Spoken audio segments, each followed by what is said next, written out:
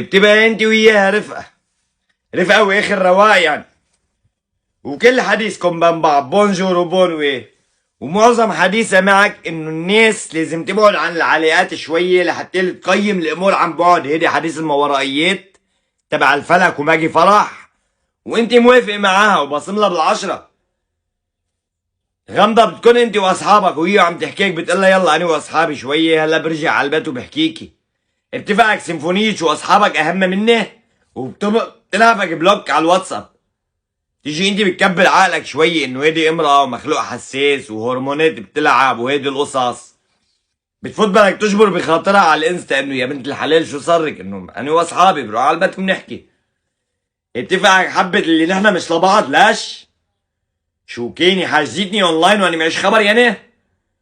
وغير الله بس يرضيها، وهي 3/4 ستورياتها شو؟ انه الناس خطائين والدنيا فيها الشاي ونحن لازم نسامح واللي مسامح كريم. انت مين كاتب لك انا وستوريات جورج رديحي يعني؟ اذا ما غلطتش معك وغير الله بطل يرضيكي. ايه لو غلط معك لك شو بدك؟ افتح لك حساب بك ارض الحسن؟